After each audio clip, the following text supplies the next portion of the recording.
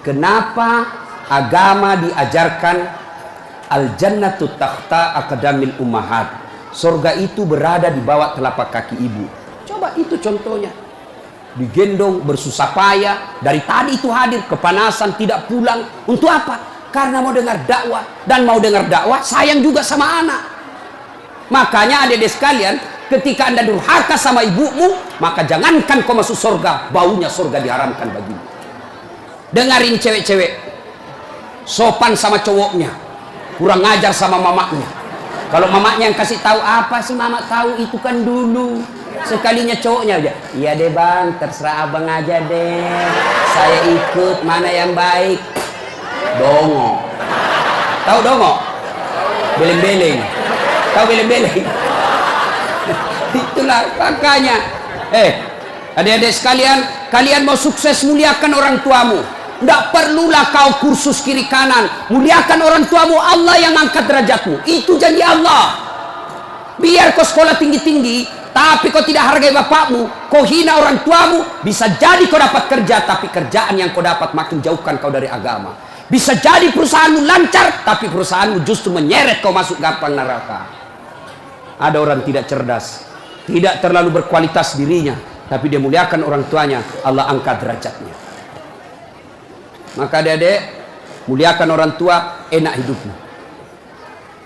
Itu tadi model anak sekolah. Kalau kita model yang sudah punya istri, bagaimana modelnya Ustadz durhakanya? Takut sama istrinya. Dapat rezeki, suaminya bilang, bu, sudah lama kasihan ini nomor antrinya bapak, mau haji tidak dapat-dapat, ini ada kasihan duit, bagaimana kalau kita kasih umroh dulu ibu, bapak kita kasih umroh dulu di kampung. Apa langsung dia bilang istrinya, apa? Bapakmu terus. Apa? Mamamu terus. Langsung dia bilang suaminya, sudah bipalek, terserah kau. Ada begitu di sini? Ada. Beleng-beleng. Apa kamu takut sama istrimu? Nawamu semua dia kau ambil semua. Jangan takut sama istri, Pak. Bapak tidak bakal bahagia dalam hidupmu kalau kau lebih takut sama istrimu untuk membahagiakan orang tuamu. Nah. Makanya hidupmu susah dalam rumah tangga. Kenapa? Istrimu kurang ngajar sama ibumu.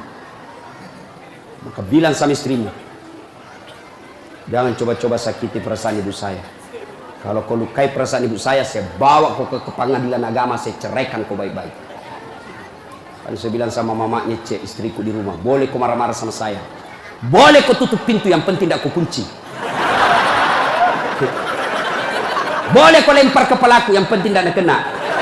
Satu yang tidak boleh, jangan kau pernah hina orang tuaku. Begitu kau hina orang tuaku, wabillahi taufiq wal hidayah, keluar. Begitu deh. Ada di sini takut sama istri? Jangan, Pak.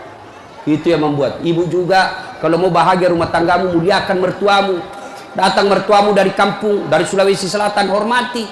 Jangan baru duduk mertua dia bilang, kapan ki pulang, mak?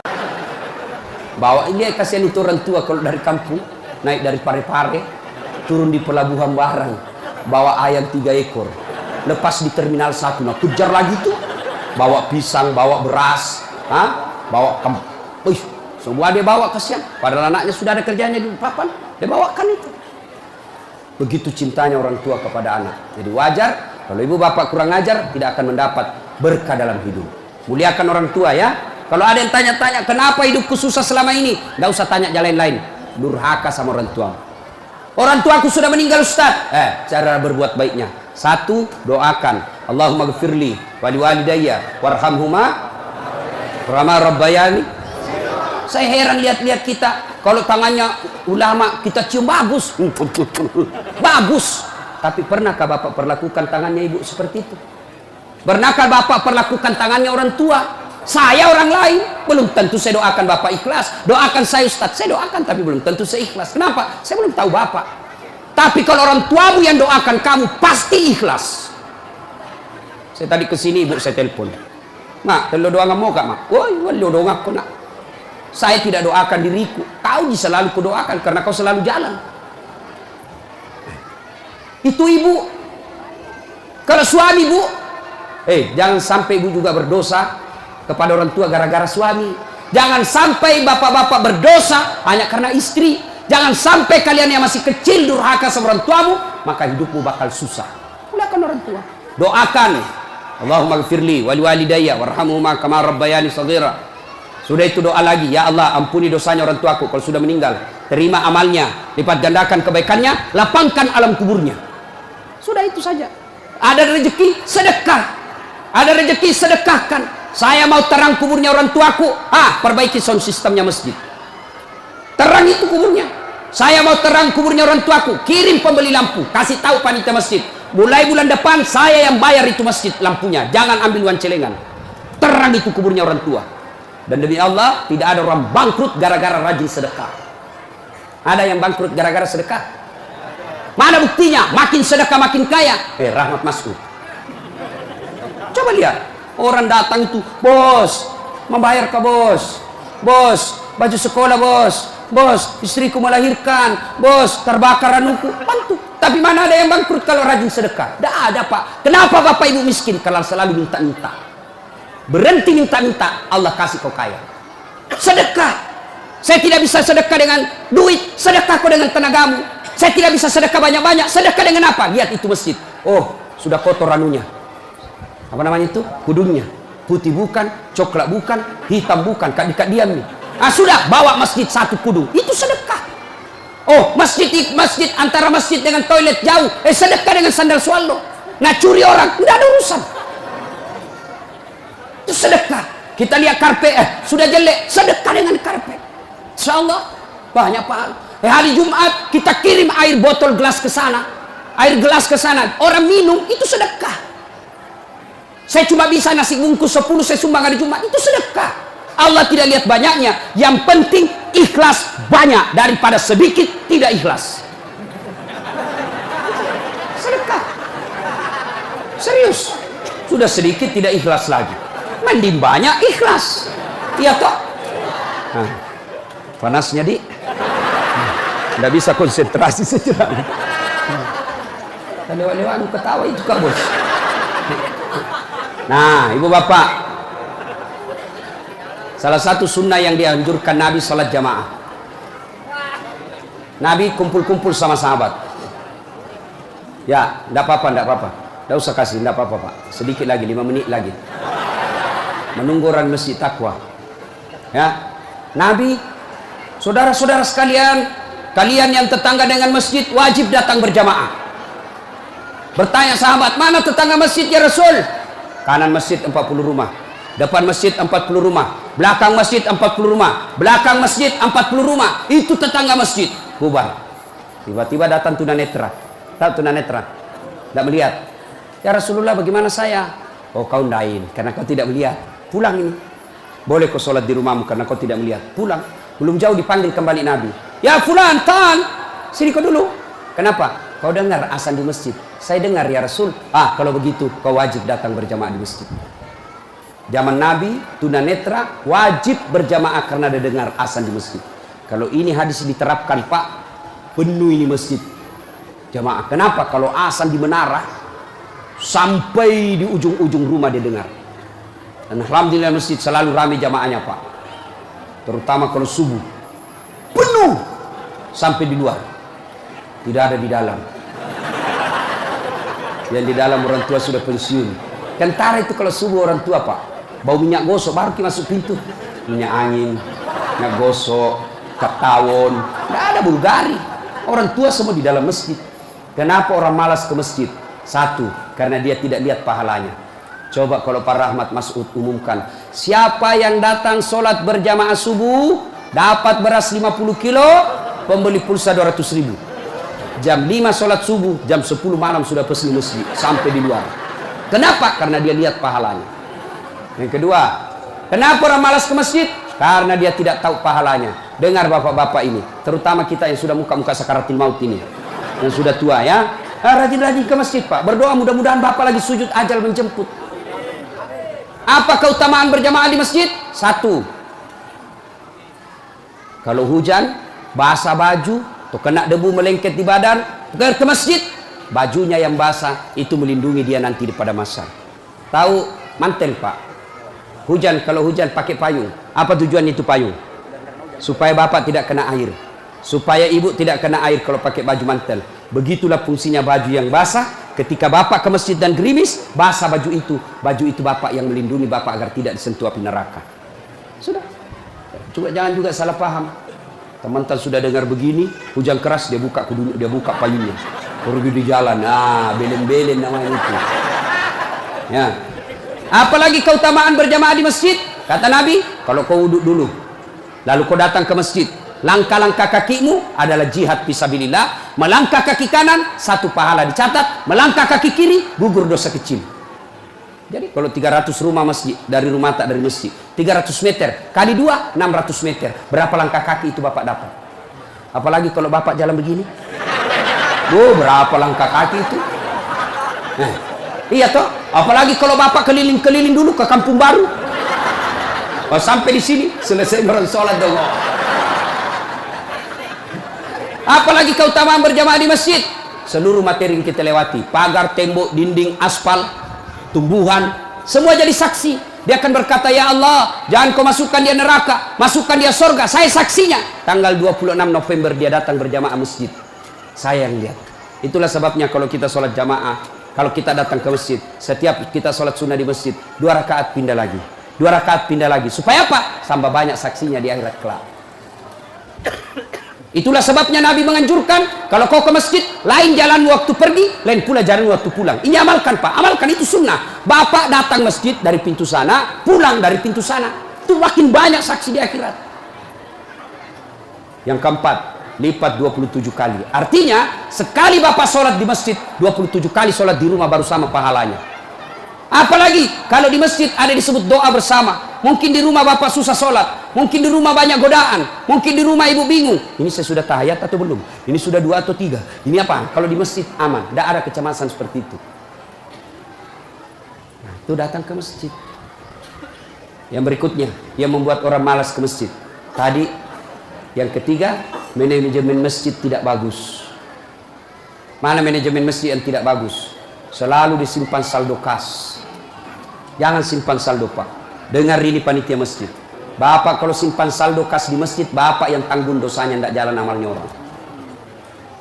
Saldo kas 80 juta. Jangan simpan. Cari orang yang susah, yang rajin berjamaah. Ada utangnya di bank, bayarkan supaya dia lepas dari kredit. Boleh itu. Baru dia suruh cicil ke masjid. Kalau dia di bank berbunga, makin susah hidupnya. Boleh. Saldo kas 80 juta. Kita mau kencing tidak ada air. Kerannya rusak-rusak. Simpan, jangan. Berhenti jadi panitia kalau bapak tidak bisa urus masjid. Yang sudah tua mundurlah. Kasih anak muda. Ini masjid bukan perusahaan punya. Begitukah di sini? Hah? Jangan marah Pak. Siapa suruh kau panggil Kak? Si mau kok. Demi Allah Pak, bapak tanggung kalau amalnya orang tidak jalan. Bapak coba kalau itu uang cuma 100.000, tapi diberikan keran, maka selama keran itu berputar, selama itu orang yang punya uang dapat pahala. Tapi kalau dia cuma di bank disimpan, tidak jalan amalnya. Belikan dispenser, belikan kopi, tidak apa-apa, boleh. Jangan ditulis di masjid, dilarang tidur. Siapa yang larang tidur di masjid? Tidak ada dalilnya. Ayo, bapak pernah ke tanah suci di Madinah? Pernah ke Mekah? Ada tidak ditulis dilarang tidur? Tidak Pak. Barangkali ada orang tidak bisa tidur di rumahnya, dia datang ke masjid supaya bisa tidur. Itu memang boleh. Yang tidak boleh, ngiler. Maka kalau kau mau tidur di masjid, bawa kau bantal. Kalau tidak bisa, kau gelisah kau di rumahmu. Bertengkar kau sama istrimu. Istrimu ngomel terus. Maka dia bilang, jangan kau pulang. Merdeka. Bodoh itu istri sekarang kalau Nabi bilang sama istrinya, jangan kau pulang. Oh gembirai. Langsung Nabi bilang pacarnya, sini kau sayang, di rumah aku kau tidur, kulayani kau dengan baik. Sudah. Jangan ditulis, jangan bawa anak-anak berisik. Bersyukur kalau masih ada anak-anak berisik di masjid. Kalau tidak ada anak-anak berisik di masjid, maka tidak ada lagi nanti yang mau datang di masjid. Kalian juga orang tua, kalau anakmu mau ke masjid, belikan songkok dan baju baru. Anaknya mau pergi, Pak, mau pergi masjid, belikan songkok. Apa dia bilang? Itu nak, songkok na nenek nu kau pakai. Anaknya nomor 7, songkok na nenek na nomor 10. Tak kait Pak Buas si songkok nama Buas sih. Berteriak ni temannya Pak Doja, Pak Doja, Pak Doja. Nggak maunya nak pergi masjid. Hei. Itu nih pentingnya anak muda jadi pengurus masjid. Karena kalian kalau sudah tua tidak ada yang tahu. Tahu juga anak muda muliakan orang tua. Tempatkan di mana itu orang tua? Tempatkan sebagai penasehat masjid. Jangan masjid dikira dia punya. Ini lembaga umat yang punya. Kasih karpet yang bagus. Ada saldo kas, jangan simpan Pak, Bapak berdosa. Tidak jalan amalnya orang. Apalagi membuat orang malas ke masjid. Apa? Kadang-kala apa? Sound sistemnya jelek.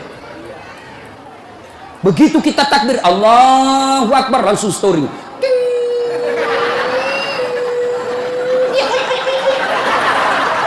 Mau perbaiki, sudah makin takbir terpaksa si tahan lagi. Apalagi yang membuat orang malas ke masjid? Apa? Kadang-kala muadzin. Jengkel orang dengar muadzin. Orang tua, sudah tua, tidak mau tom mengalah, mundur na wasangiko.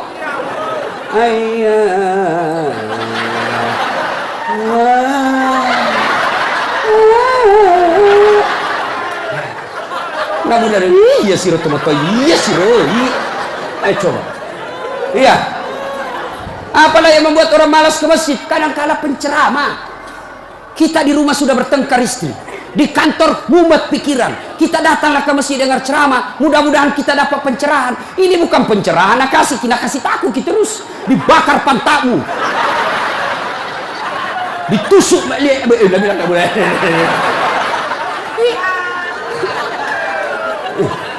Iya. Apalagi yang kasih malas orang ke masjid? Kadang-kala apa? Imam. Ada juga imam suka sekali baca panjang. Tidak tahu juga apa nak baca. Nagaret memi. Dalin. Al-Fatihah paling nak baca. Dalin. Malam petoni tidak jelas. Makanya kata Nabi, kalau kau jadi imam, dengar ini Pak Imam. Satu, baca kau yang ringkas. Kenapa? Karena jamaah kita di belakang macam-macam. Ada yang sudah tua tidak bisa lama berdiri. Ada anak muda yang baru datang, tidak senang yang lama-lama. Pulang di masjid, enak sembahyang di masjid. Ampun Ma Ustaz. Kenapa? Dia bilang itu masjid aliran sesat. Kenapa aliran sesat? Dari sembahyang subuh 3 rakaat. Bukan 3 rakaat, sujud tilawah nama itu dong. Makanya tuh imam sebelum kau takbir jelaskan dulu jamaahmu. Adik-adik, ini kita sujud tilawah. Sunnah malam Jumat membaca surah As-Sajdah. Pada rakaat kesekian kita harus sujud. Nah ini bukan 3 rakaat, tapi karena Allah perintah ayat itu dibaca sujud. Jelaskan. Yang sunnah, bilang apa ini? Kenapa 3 rakaat? Enggak, kau yang dongo.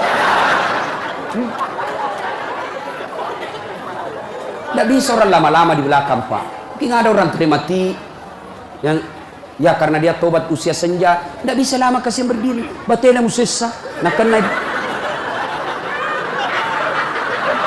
naik lagi kepalanya, belum bisa selesai. Nah ulah, malam itu. Jatuh lagi, naik udah lagi. Ada barangkali di dalam jamaah Satpol PP yang pakai sepatu baru. Lama aku baca, nah lupa simpan baik-baik sepatunya. Pasti dia hilang di sepatu. Bapak iman sesat. Maka pasti dia tidak khusyuk. Ada barangkali juga ibu-ibu yang sekali kentut sudah makan pete.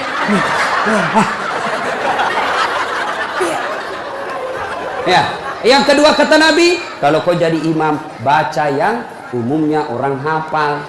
Tujuannya apa Ustaz? Satu, supaya jamaah ikut kalau dia hafal. Coba kalau kita imam baca Al-Fatihah, kita ikut juga toh. Kenapa? Karena kita hafal. Tapi coba imam membaca surah Al-Baqarah ayat 10 sampai 120. Nah, imam sibuk dengan bacanya, kita sibuk dengan hayalan tak. Mau ikut, tidak dihafal. Mau ruku, belum ruku, terpaksa dibaca semua pengumuman masjid.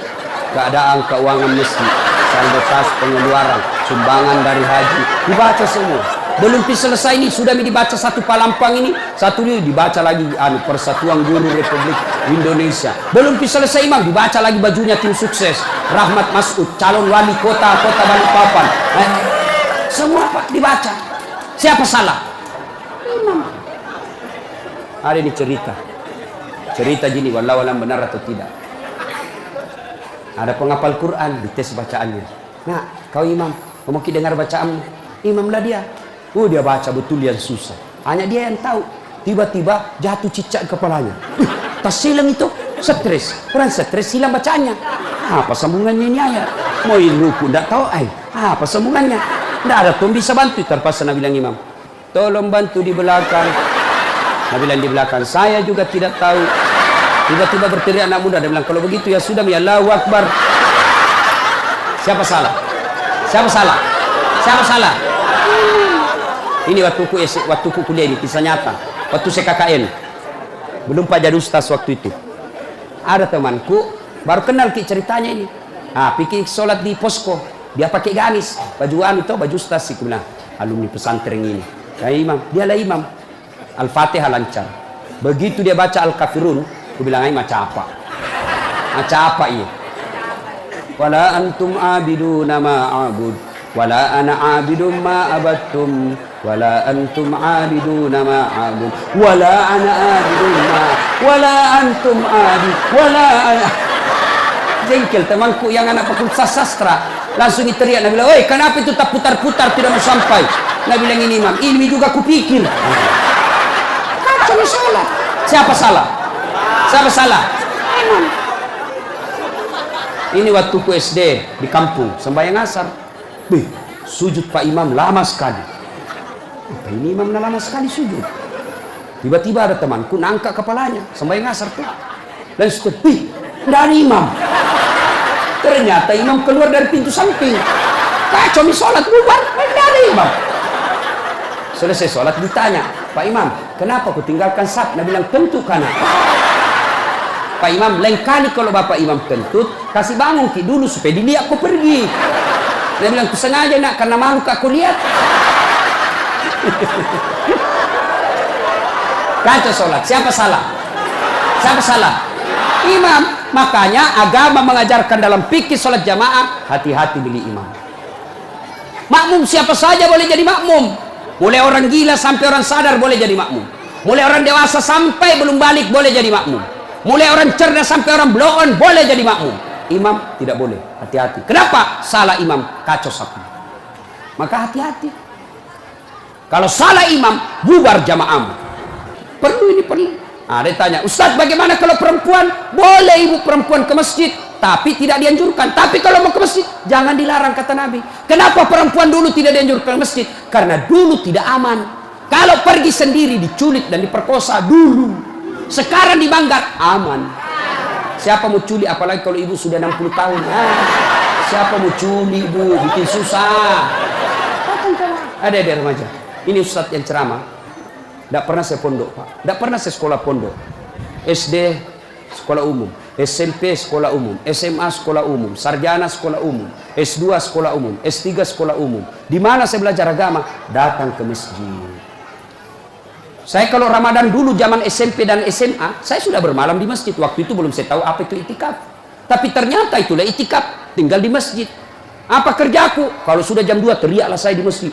Sahur, sahur, sahur. Kalau ada lebih kue bawa sedikit ke masjid. Kita mau juga buka puasa, mau makan sahur di sini. Cuma ada dulu imam di kampungku aneh-aneh, Pak. Berteriak ini bilang, jangan Pak, jangan Pak. Orang kaget semua. Siapa yang pukul Pak Doja? Lari semua orang ke masjid. Jangan Pak. Ternyata jam 4. Kacau orang. Sudah itu ditegur, jangan bilang jangan Pak. Karena Pak Doja tidak tahu. Nah bilang lagi, sahur, sahur. Sudah jam 3 lewat 60 menit. Cocok tahu jangan Pak. Ayo, ibu bapak, saudara-saudara sekalian. Kita juga jamaah, ada aturannya. Sudah ya? Nah, karena sudah waktu, dari tadi saya tunggu, alhamdulillah. Kalau masih mau dengar ceramah, kita pergi rame-rame ke Masjid Taqwa. Kan tidak dibayar gitu. Nah, kita sama-sama lah ke sana. Bu, serius sih bu. Ibu ngambil uang sogok misal 300.000, ya, lalu ibu makan 40 hari ke depan. Setelah makan uang haram itu, jangan ibu mati. Kalau ibu mati, maka ibu mati dalam keadaan kafir. Kenapa? Ada barang sogok dalam perutnya. Sia-sia bermajelis taklim.